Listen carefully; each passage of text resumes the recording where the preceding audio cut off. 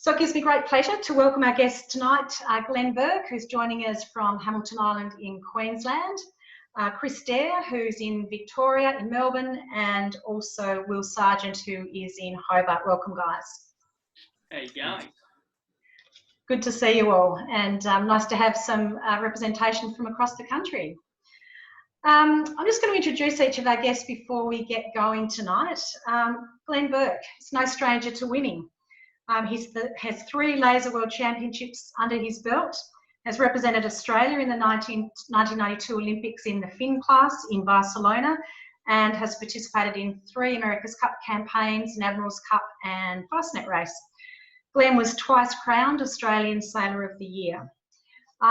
Glenn's also had significant sailing administrative experience as a member of the Sydney Olympic Organising Committee. He was also manager of the Volvo 60 German Ilbruck Challenge team, and he's also been CEO of the Volvo Ocean Race for a 5-year period. Glenn was second in the SB20 2012 Worlds, which were on Hamilton Island, and has won the Europeans, the British Nationals and Cows Week. He's also won 3 SB20 national championships, 2 of them on the River Derwent in Hobart. Welcome, Glenn. Thanks, Joan. Will Sargent is 19 years old and is the reigning SB20 national champion, and we think you're the youngest champion as well, Nick. Will. Will started sailing when he was 12 years old and has sailed on the Laser 4.7, Laser Radial, 29er class, and is now sailing Laser full rig classes, as well as the SB20s. He's a very skilled match racer and also sails keel boats. And his biggest sailing achievement prior to winning the SB20 Nationals this year was a 3rd place at the 2019 Pacific Games in the Laser full rig. Will's goal is to become a professional sailor, both in circuit events and offshore racing, including the Volvo Ocean Race. I can imagine a few texts going between Glenn and Will after this Zoom session tonight. Since winning the SB20 Nationals in March in Triabunna, Will and his team have been given an opportunity to compete in the 2021 Worlds in Cascais in Portugal. In addition, Will's running a laser campaign, which he hopes he will sail on Lake Garda in Italy this year, should the COVID restrictions allow. Will is also looking for his first Sydney to Hobart ride this year. So welcome, Will. Thank you very much. And we'll also just take a little moment for our first shout out for tonight, which is to Will's grandmother, Sue, who I know is online, and I think she's actually having dinner tonight with the family. Great fan of Will and his sailing, so shout out to you, Sue. Sorry, Will, but there you go. Already embarrassed, Jane. Yeah, comes with the territory. And Chris started sailing when he was 7, has sailed 12-foot cadets against many of our local Tasmanian sailors, and has sailed in several Stonehaven Cups, which Chris tells me were won mostly by the Tasmanians. Chris has won the Victorian and Tasmanian SB20 titles, and in 2014 won the SB20 Nationals in Mooloolaba. His best place in an SB20 World Championship was 4th in Cascais in 2017. Chris has done plenty of keelboat racing and has owned 4 50-footers. He's sailed 10 Sydney to Hobarts and 5 Melbourne to Hobarts, although he thinks you're crazier if you've sailed the Melbourne race rather than the Sydney race. He's been involved in youth pathway sailing for over 10 years as a high-performance pathway program coordinator for optimists, lasers and 49ers. Chris has sponsored Ollie Tweddell's Olympic campaign in the Fin class for nearly 10 years. Chris is getting the most enjoyment sailing now with his children Lockie and Alexandra, whether on the TP52 or an SB20. And Chris is also the newly elected Vice President of the SB20 Association of Australia. Welcome to you all. So, tonight's session is what it takes to win. Glenn Burke, what separates the good from the best in sailing? Possibly something intangible, but I think if you're trying to put it down to certain attributes, I mean, there are things that the elite sailors tend to have in sort of slightly more larger serves than the rest of the fleet, and they are, you know, the good sailors generally are fast, or nearly always fast. are generally conservative, and that's the best way to win a regatta, being fast and conservative.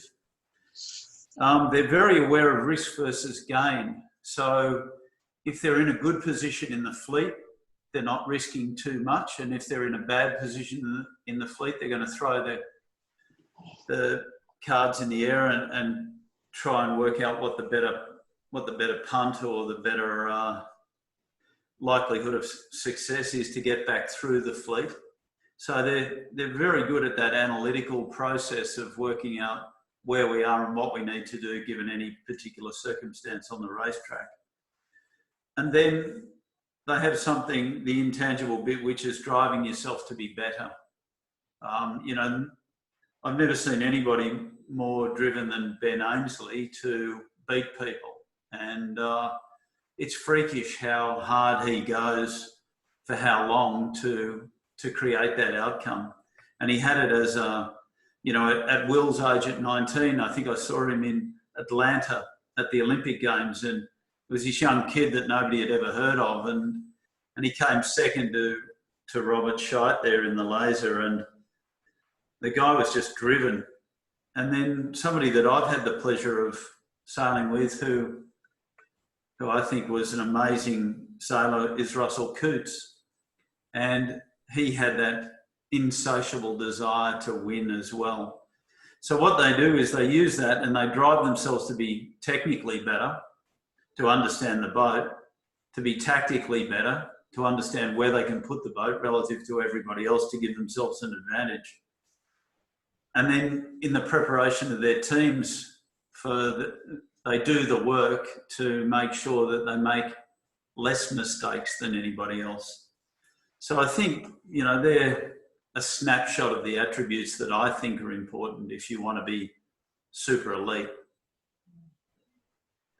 Thanks, Glenn. Will, what's your take on that?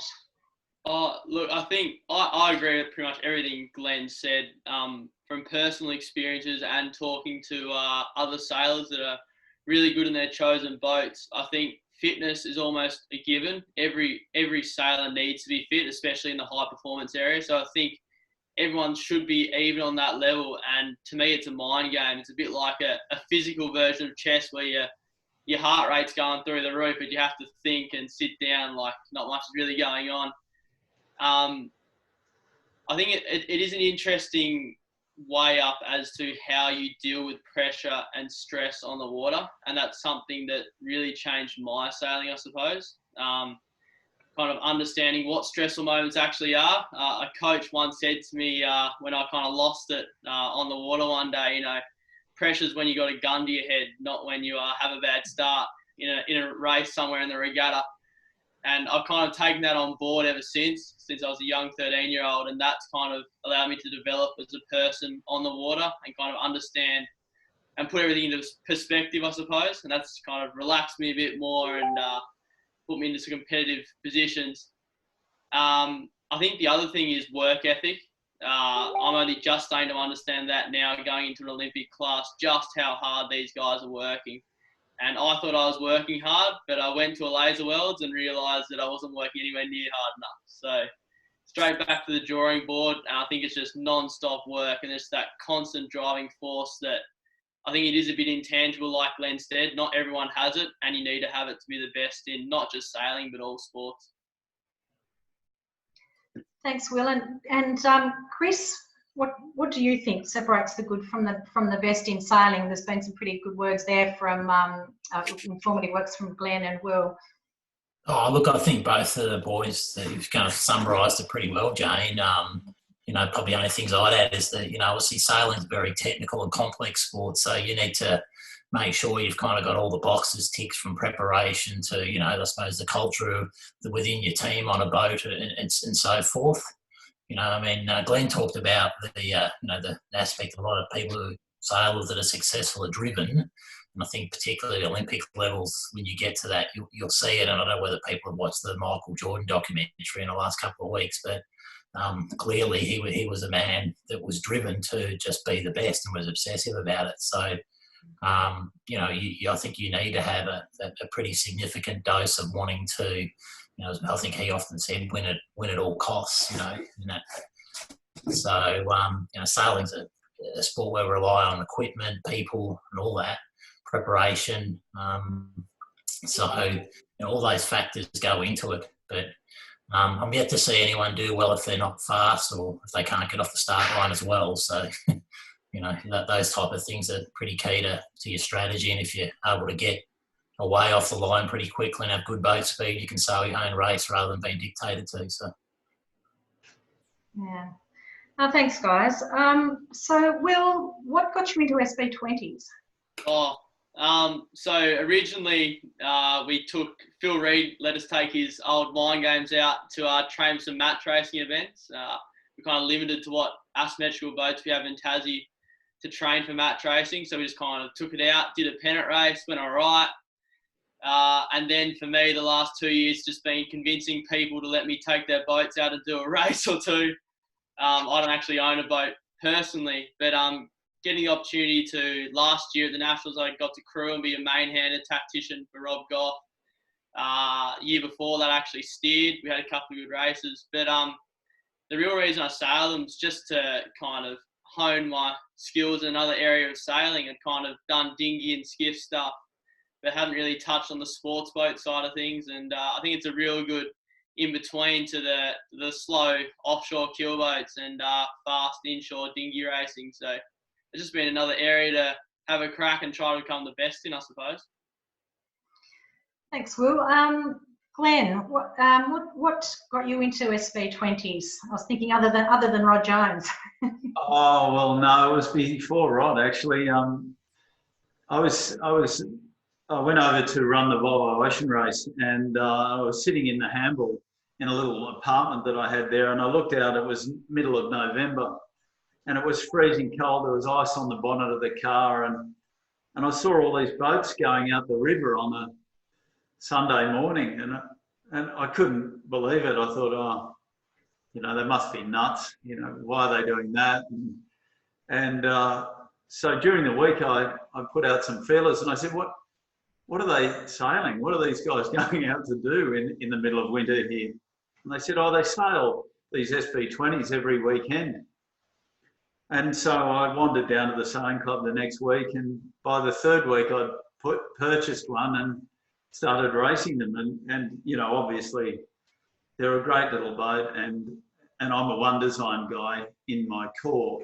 So, you know, and what I liked about them most was that most of the boats that I'd sold previously had spinnaker poles, and you poled back and you ran dead downwind like in an etchel.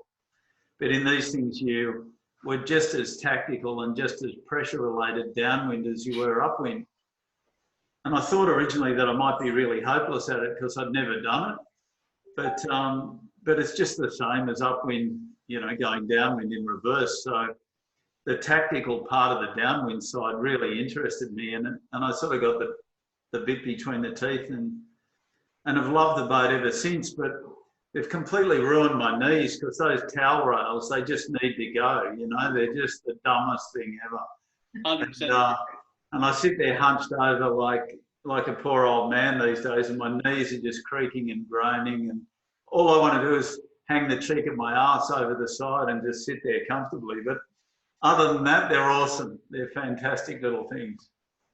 We'll be talking to Tony Castro in a couple of weeks, hopefully, so we'll put your suggestion to him in terms of design. Chris, how about you?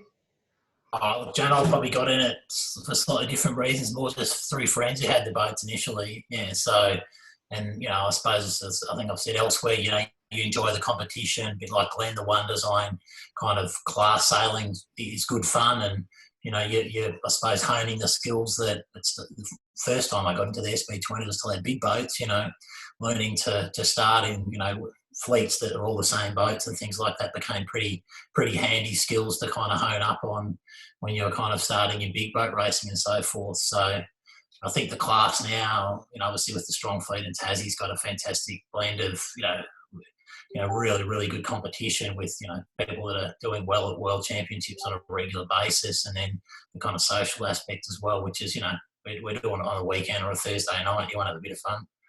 Yeah, exactly. So we'll get down to the nitty gritty. Glenn, how do you prepare for a nationals or a world championship? Obviously, one design sailing is you're saying goes to your core.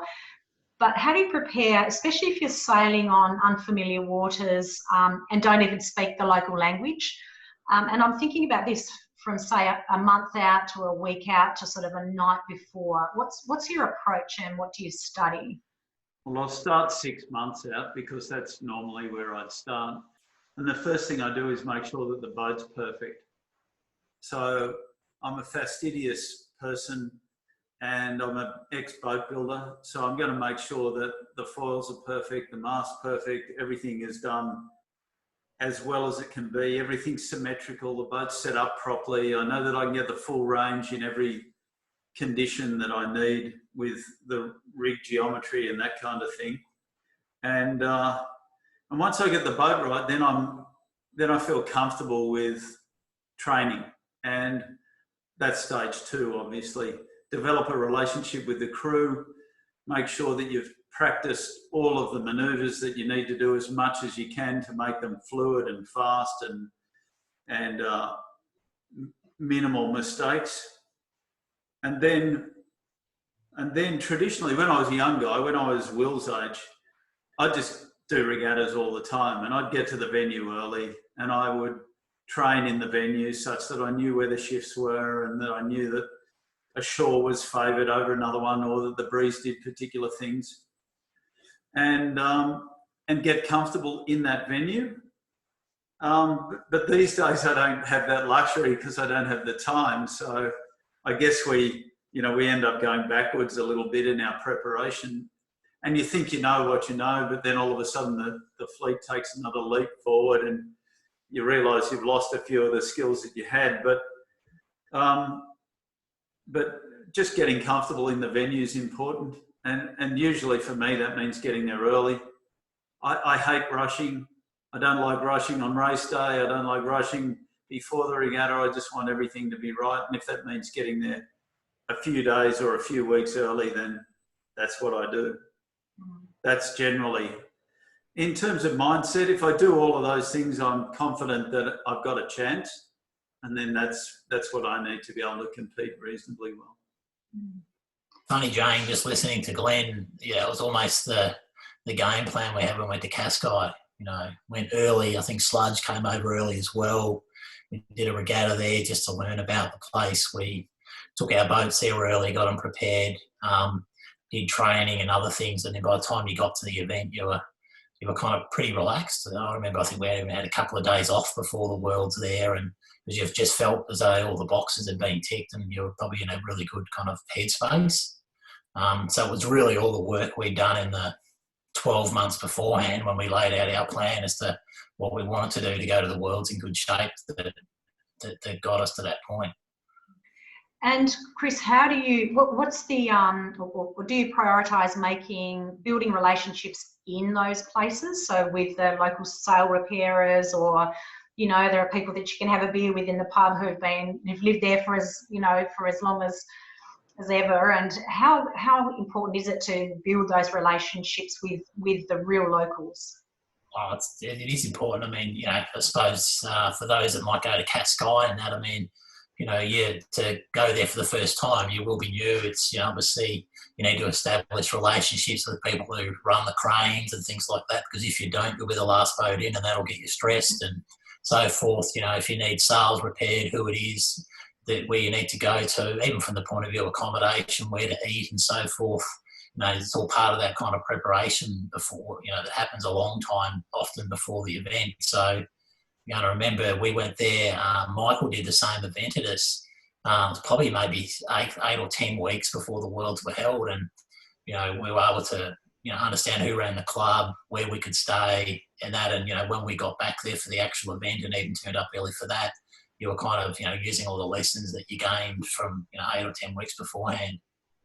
So if you've got the time, it's great to be able to do it. We all get a bit time poor, unfortunately. Exactly, and I think too those lead-up regattas are also useful if they're not too far away from the actual regatta to hook into those if you can.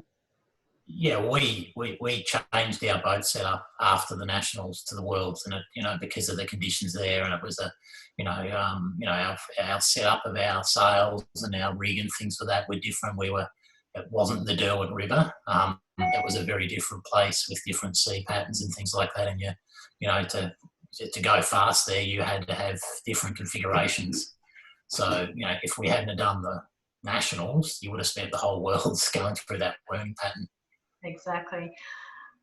Will, tell us about your lead up to the Triabunna Nationals in 2020. You won it, so I think there'll be a lot of people interested in your build-up, which probably wasn't quite as usual as other nationals.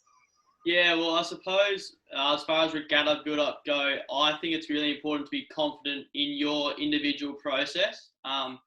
Sailing with younger guys, give me the opportunity to kind of look into how they're developing and what their thoughts are. And one thing that's really interesting to me is how people almost kind of follow the leader and kind of think, well, if that good bloke's doing it, then I have to do it too. I think if you look at our processes and look at how we go about things, it is quite different to a lot of people. And I don't think there's anything wrong with that necessarily, whatever works for you. Taking Triabunna as an example, first thing, we hired a boat a week before the event, which we've never sailed before. So the day after we hired it, we took it racing in 35 knots, which was really smart. Bit of creaking and groaning. I wasn't too confident in the boat, but we managed to get 2 bullets that night. And that night was all about building confidence within the team, within the boat, understanding how the boat feels, understanding what needs to be done between that night and a week later when the Nationals started. And then it was all about tinkering with the boat, understanding what needed to be done. We had one more training session and we just kind of played with things, like maybe adjusted the Ds 1 or 2 notches up and just see how the boat tracked. And it all kind of played a part. Like, we had an average age of 15, so I think another important thing is not to overwork them, especially in 1 week. That's a pretty intense period. But once we got to Triabunna, the one thing I wanted to drill into them is just confidence in yourself and in the team. We went there with a top 10 objective, and after day 1, when I said, guys, we could win this, they were kind of laughing at me all the way until the last race when it was apparent we could actually win it. And I think it's really important for young people to understand, and obviously Glenn and Chris have had their fair share of experiences and understand this, that having confidence in yourself, in your process and in your lead up is kind of base plate, I suppose. It's where you need to be. There's no point doing the other technical stuff until you're confident in what you've set out is right for you and right for your regatta. And so how did your team respond then once they realised they had that taste of success? Did it change anything on the boat for you? Not really. I like to play numbers in my head quite a bit, almost to an unhealthy point. I was crunching the numbers midway through the second last day of the Nationals and just kind of looking at, first it was Brett at the time, just understanding how close we were and just kind of ticking little boxes, ticking mark roundings off where we were positioned. And then going into the last day, I didn't actually tell them specifically, we're going for the win here. We're not going to be conservative and just take the 2 or the 3. And I knew exactly what I had to do. And once the first race was over and we got the second, and all of a sudden it was a match race, the guys were talking about wanting to match race the entire regatta because it's what they love doing. So the second I told them, this is a match race, they were jumping out of their skins, and that's where the confidence comes in again, I suppose. They're doing what they love, and so they're confident doing it, and it all just played in our hands that day. Play to their strengths. I have to say, you do numbers very well. When you sailed past the media boat and you were asking whether you'd won the Nationals or not, and I'm like, I don't do numbers, I do photos, and I was waiting for that call to come through, and thank God it did it in time. And seeing your reaction and that of your crew and your parents out there was just was sensational. So yeah, it was a great moment. Thank God you know your numbers. Yeah. I know we've got a few people online who probably have something to offer in this regard. Sludge, I can see you online. I'm just going to unmute you now. Leave you muted. Leave you muted. Michael, you're officially unmuted. Just picking up on what some of the themes there from Will, Glenn and Chris about the preparation. Can you offer any tips to those preparing for nationals or worlds, what your approach is? Yeah, no, I was pretty lucky. I learned the hard way. I learned from Glenn, actually. I spent a lot of my early days sailing lasers and learned pretty quickly that if it's all about the detail and the focus from the start to finish. Burke always started the whole program on the shore and it ended after the race, debriefing. So here's the full program. I remember when we travelled to Newport for the Worlds, actually, it was funny, Newport right on, and Glenn was going for his third Worlds, and we'd been to Europe previously and done a lot of regattas. I was absolutely exhausted, but it only just started. So, and Burke was so focused, and he talked about Ainsley being focused. I can see why Burke's done so well and how these Olympians get to the level they get to, because it is so much focus, so much passion. Every inch is a mile. So there were days when, you know, we'd have a day off and I thought, oh, this would be great. We might go to the pub and have a pizza or something. But no, we didn't do that. We might have, I think we, back in Holland one day, we were having trouble. Burke wasn't happy with his boat speed. He's probably not too happy with me telling this story, but I'll never forget it. And we'd bought these brand new boats out of the factory and drove across, got on the ferry and went across the channel and ended up in Hamburg and then drove up to Kiel. Oh no, drove to Holland first, and we were in Holland in a place called Workum.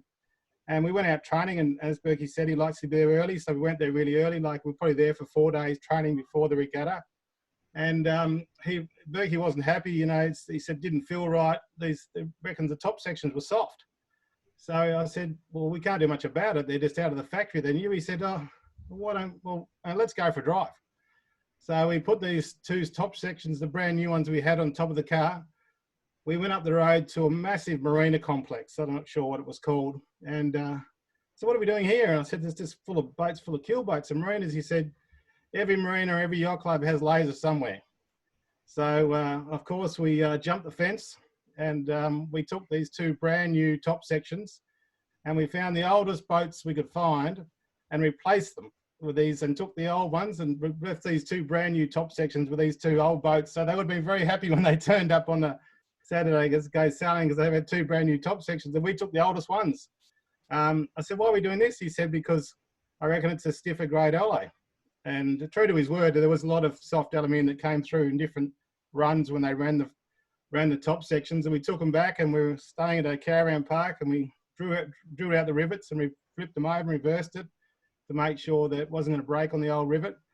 And off he went out the next day and we were both faster.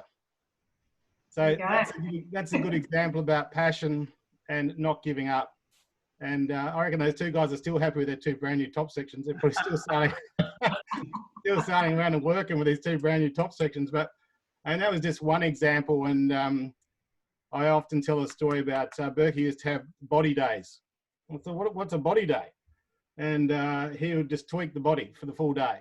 So, you know, basically preparation was about making sure, you know, everything had to be right. You had to be fit, you had to be focused, you know, and you had to look at whatever you ate is how you felt at the other end. Another good example was Burke mentioned about going to regattas early. We went to Perth for the national titles. And we got over there and I think we went over, I think the title started on maybe might have been the 28th or something like that of December. We went over on probably about the 22nd and we sailed every day. And I thought, oh, it's Christmas Day tomorrow, we'll get the day off. No, Rico, Burke and I went sailing. So that was my first Christmas Day ever. I don't think that I'd never not been sailing. So that's Christmas Day was just another day. Yeah. Thanks very much. Thanks very much, Michael. Great stories there. Glenn, so we've just talked about physical fitness. What's your approach to physical fitness? I know that Will, I think it was a photo of him on Instagram a couple of days ago at the top of Kanani, Mount Wellington, on a mountain bike. He takes his fitness pretty seriously, but how fit do you need to be to win a nationals or a world championship in a class like the lasers or SB20s?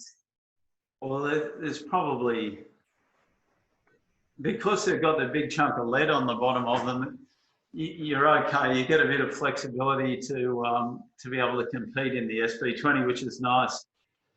But look, fitness is important because what it does is it doesn't put you under pressure. So you think, I know I'm using the wrong sporting analogy, but in rugby union, there's a guy called the 5'8", and the 5'8", the really good 5'8", they look like they've got a lot of time. And the reason they look like they've got a lot of time is because they can assess things quicker than everybody else. And usually to be able to do that, fitness helps a lot. So if you're in a laser, then the fitter you are, the more the whole race and the regatta gets slowed down in time. So it makes your decision making that much easier than if you're puffing and worried about your legs hurting and not being able to play the main chute as much as you should. And I think, you know, these boats are active boats. You've got to keep tweaking them all the time. And so a certain level of fitness is really important. But for me, I grew up, my dad was an Olympic swimmer. And so he had me up and down the pool as a young kid, and Sludge was the same. Sludge did a lot of swimming as well. And eventually I got to about 12 years of age, and my old man was coaching me at football, at nippers, at swimming. And I came to him one day and I just wanted to bust out. And I said, "What sport don't you know anything about?" And he said, "I don't know anything about sailing." And I said, "Oh, good. Can I try that?" Anything to get away from him. But in those formative years, he taught me the importance of physical fitness. And one of the best things that I did was we were selected for the Olympic Games in 1980 in the Flying Dutchman, and I was Will's age. And it was very exciting. You know, it was 32 years after my old man had gone to the Olympics, and it was a family dynasty thing. And then Australia boycotted the Olympics and I didn't get to go. And you can imagine the psychological sort of trauma that would create for a young person. So I decided to move away from sailing and I took up cycling.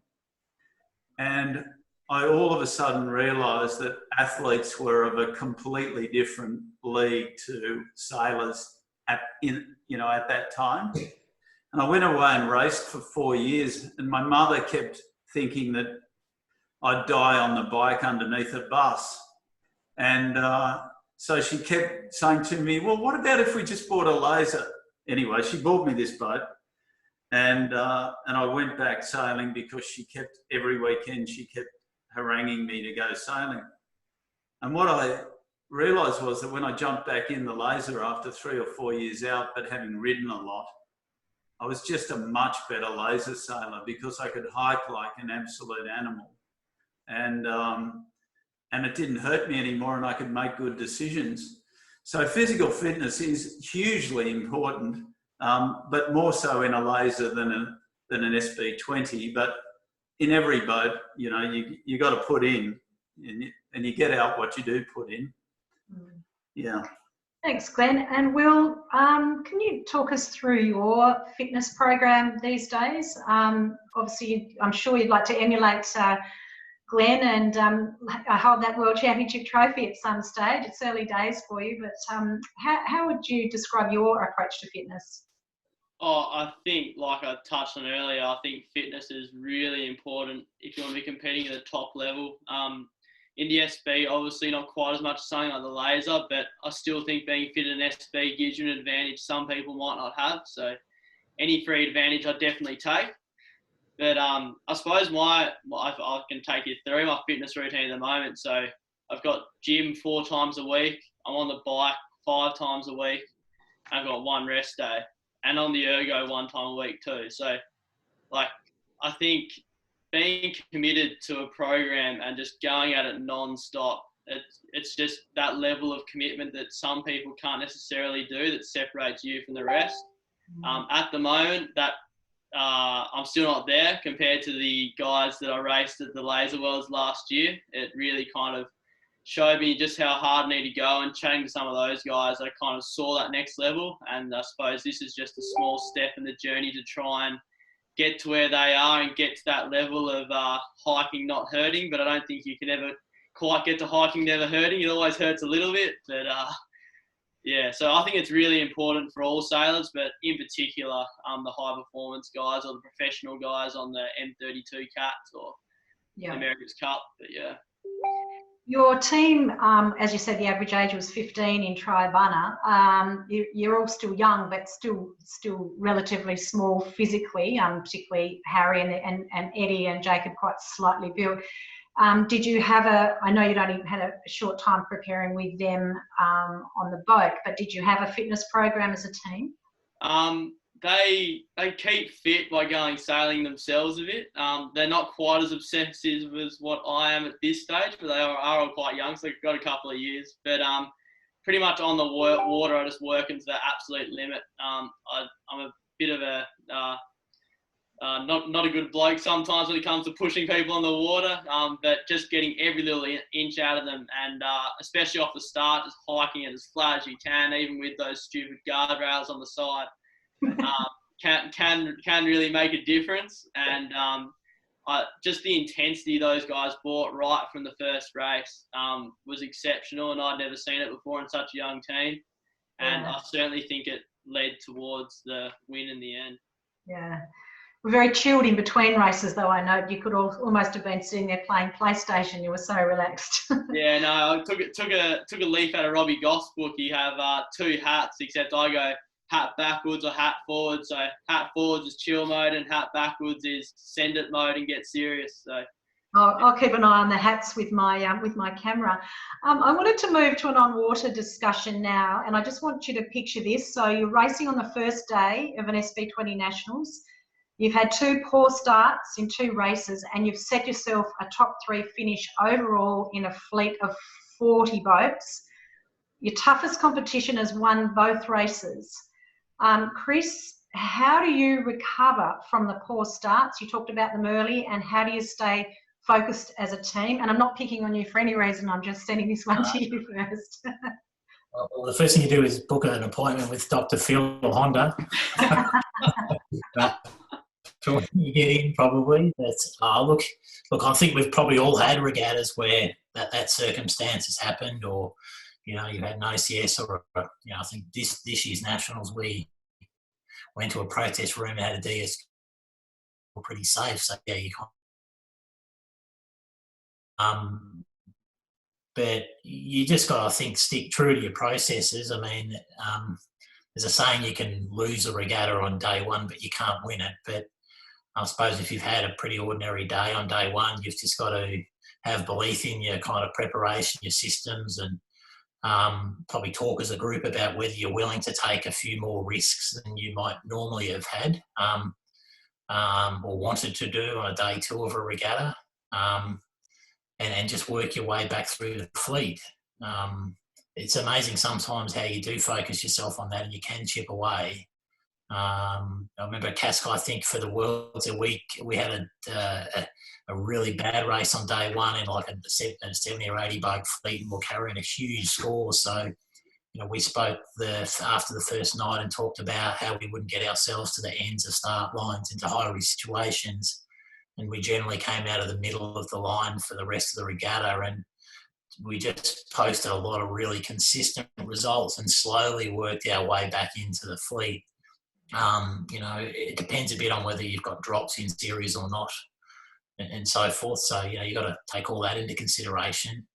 But, you're probably having a cool head, which is sometimes really difficult, particularly if you're out on the water and you've had 2 shit races and then you've got a 3rd one in that day. But, you've just got to stay calm, which is sometimes quite difficult to do. And that's where I think you often rely around the people around you to keep you calm on the boat, and to work as a team and just say, look, if we're going to come back, we just got to slowly work away at it, set little goals. Could be, just getting around the top mark in a reasonable position in that kind of 3rd race of the day, and then, slowly rebuild your confidence, because, sailing is about confidence. So it's those small things, those little gains often become quite significant into rebuilding the momentum. So if you were fast and you were well prepared, none of that's changed from the fact that you've had, a 2 poor races or an incident or an OCS. We all have them from time to time. So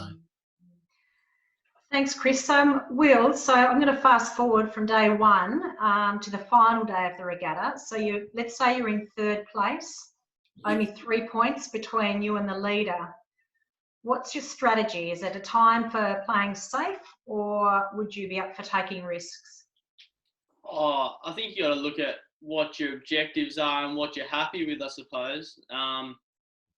You're going back to try bunner and using it as a very similar scenario. We went in with a top 10 goal kind of thing and win the youth category, and we were guaranteed of a top 3 going into the last day. So we kind of went in with the nothing to lose mindset, and just went at it from the get-go.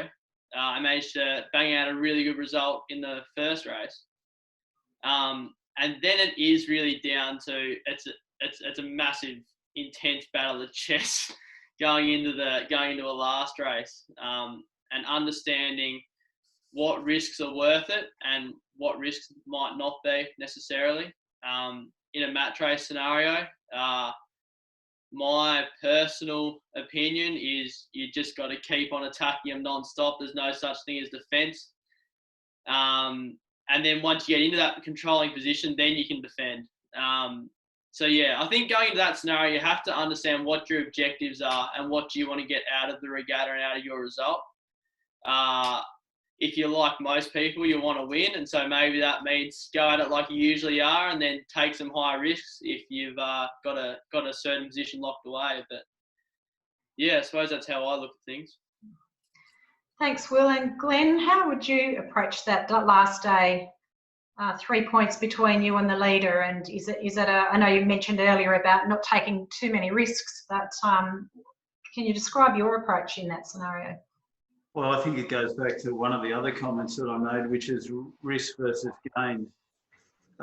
It's not going to be a memorable thing if you came away with third place because you locked it in, and so therefore you're going to have a more high risk strategy, but go for the excellent result. So if that's the pin or the boat at the start, and if it's hitting a ley line or trying to cross everybody on port, you know, you're going to have to do those things that you might not normally do if you were comfortable in the regatta, because third place isn't what you're after when you set out to sail in the regatta.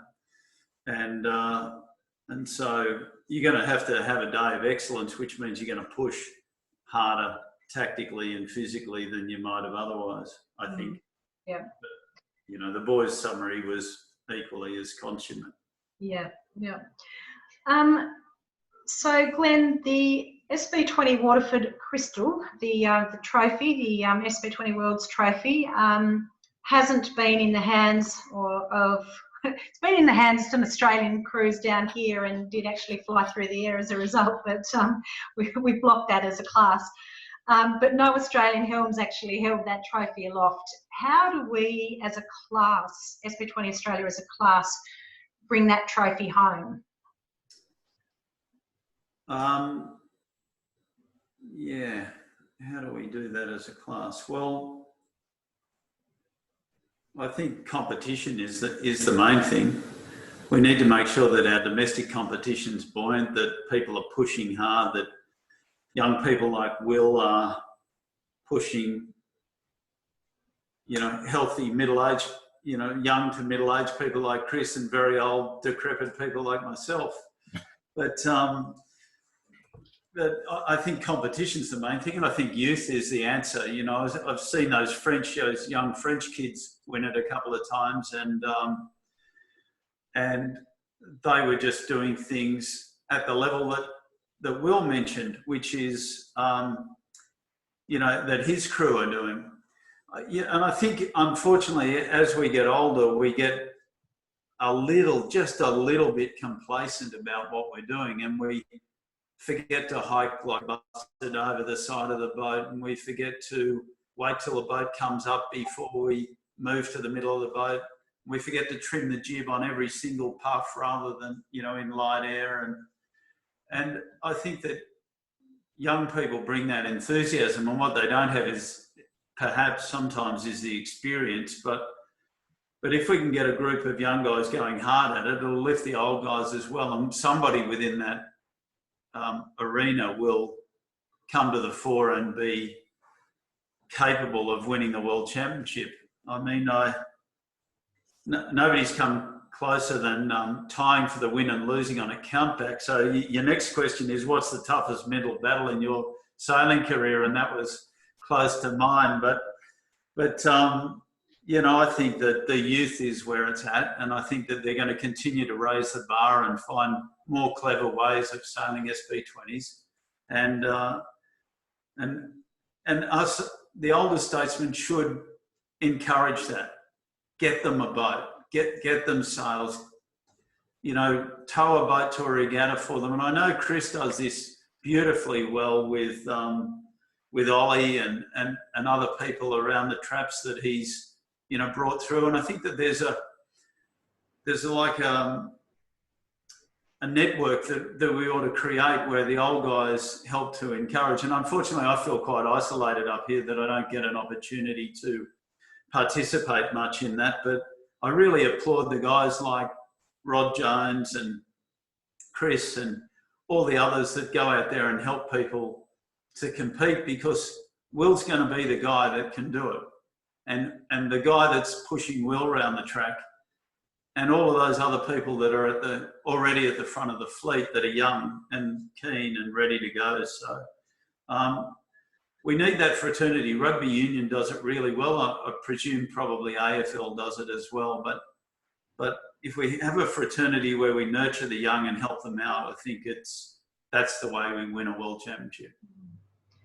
Thanks, Glenn. Chris, you're Vice President of the Association. What's your take on this? I think Glenn's raised some, you know, quite valid points. You know, I mean, look, the reality is, I think for us from Australia to win an SB20 Worlds, we've got to be realistic about kind of where we are. Where I don't think any of us are quite at the standard at the moment to do it. And we've got to look at that. I mean, I work in high performance sport from a business, and collaboration amongst, you know, say an AFL or NRL or A-League team, you know, the older players are still trying to help the younger people to become better through the kind of, I suppose, the ambition or the aim of the team. And, you know, it's very difficult to get others out to do two-boat tuning and, you know, looking at the technical aspects, mast setups, bend characteristics, you know, all those type of things that might just give us that 0.1 of a knot extra speed upwind, which might get you to the top mark early. You know, we just probably don't spend enough time on the water. You know, the reality is, you look back at who's funded boats. Just talk about campaigns and winning world championships. You know, there'll be some marker within that or a KPI just purely about the amount of time that you're sailing and learning how to make your boat and equipment go faster.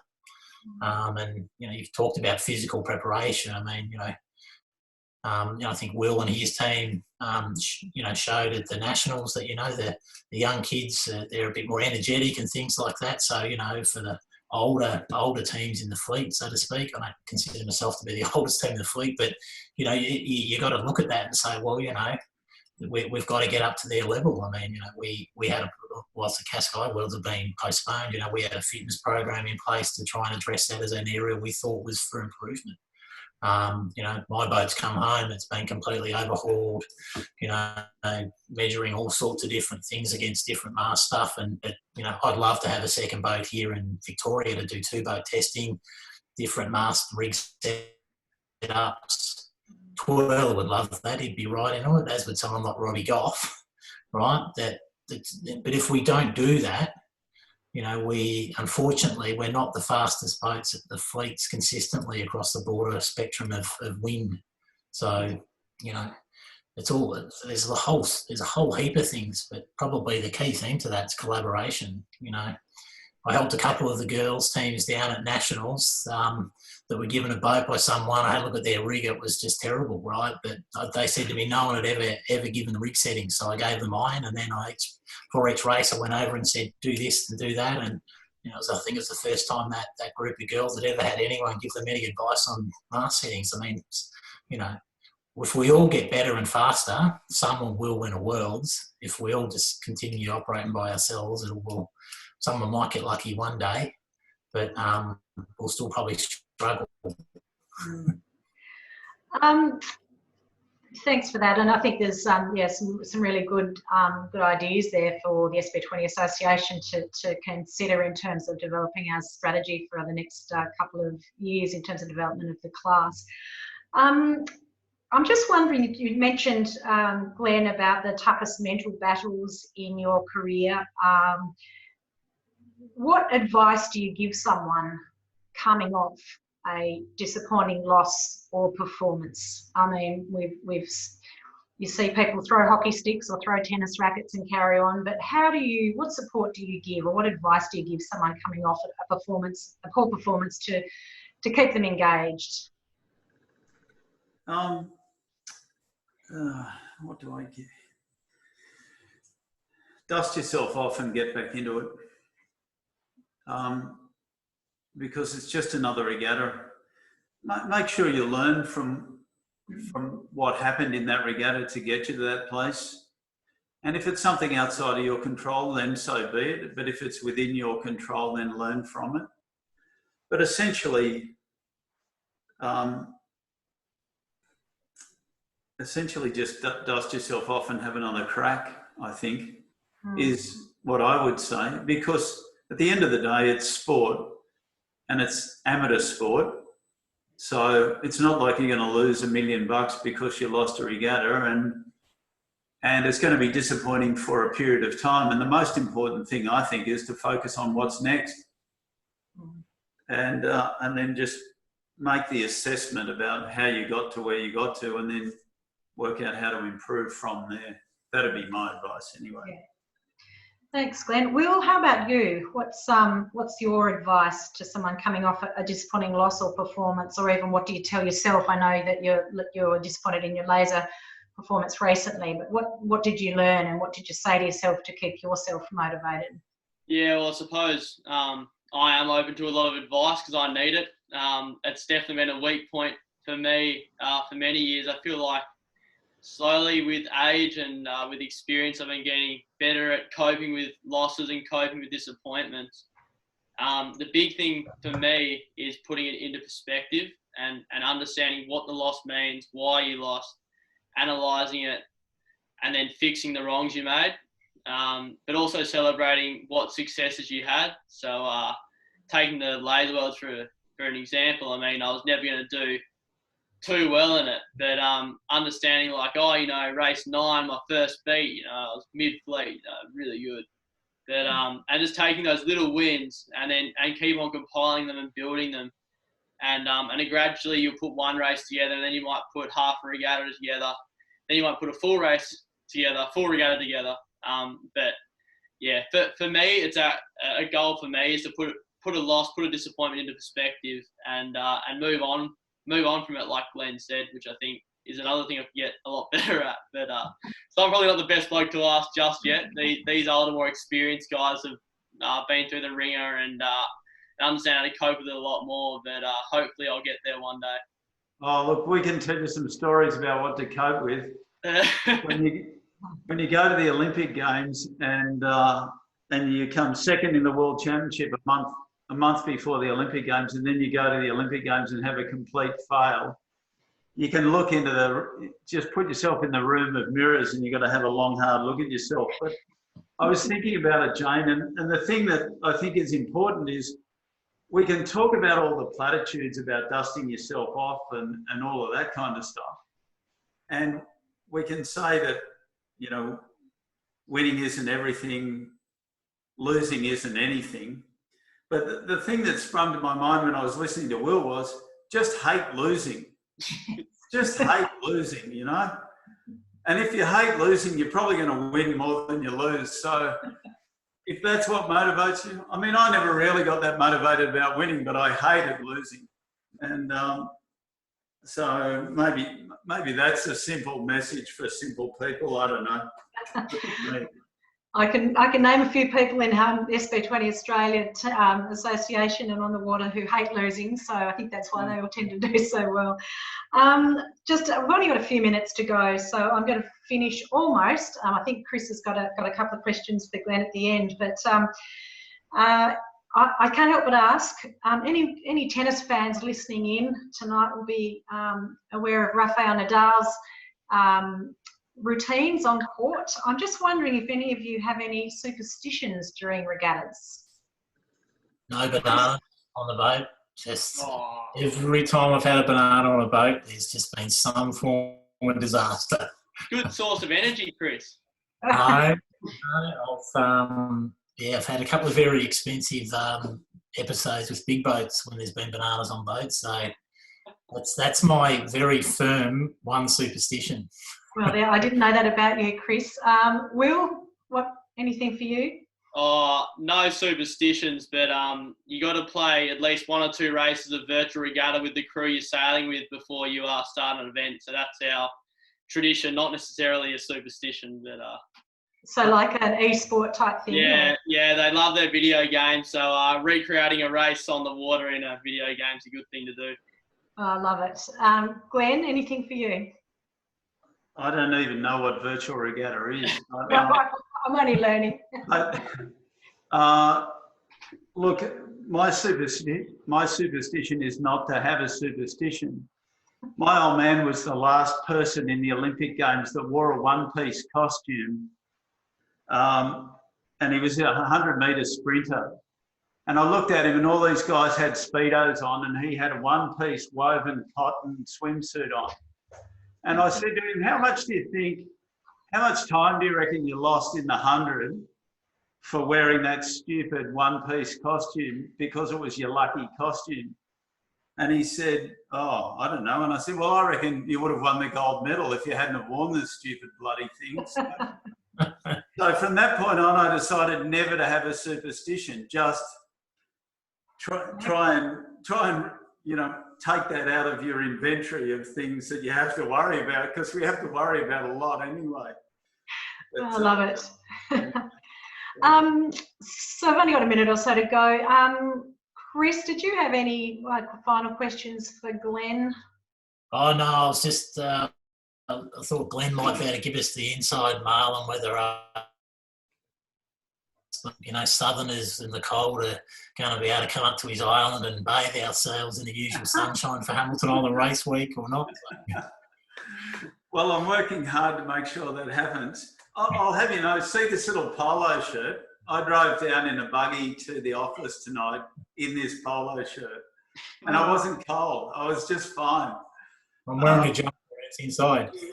We want you to come. We want you to bring your wallets, and we're trying as hard as we can to have a regatta for you.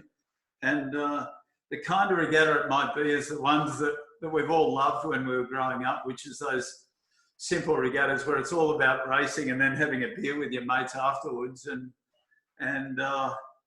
so my final thing is it's on till it's off, and it's on today. So that's all I can add. Keep our flight bookings. Yeah. Look, thanks very much. We're coming to the end of our meeting tonight. So on behalf of SB20 Australia, I'd really like to thank our online audience. I know we've got people from Singapore who have joined us tonight and from around Australia. So thanks very much to everyone who's joined in. Glenn, Will, Chris, on behalf of SB20 Australia, thank you for spending this time with us tonight. It's been a really good chat and really, really relaxing, and really appreciate your time. And Glenn, we are all sitting in our boots and we have rugs on our laps, just if that makes you feel any worse or any better. Our next In Conversation series will be with the SB20 designer himself, Tony Castro, and Simon Russell from Sportsboat World. I've spoken to them this week. They're very keen to talk with us. They'll confirm with me next week, but we've got plenty of talent lined up. We'll be talking about sailing in cache. We'll be talking tactics and teamwork. We'll be talking women in sailing and all sorts of fabulous topics over the next, every fortnight up until about mid-September. If you have any areas of interest you'd like us to cover, shoot us an email, just sb20australia@gmail.com. and you can let us know if there's something particularly that you're really interested in us covering. But thank you, everyone. Have a good week or weekend almost. Stay safe, and we look forward to our next session on Thursday, the 4th of June. Thanks, Jane. Thanks, Jane. Well done, Will. Bye. Oh, thanks, Glenn.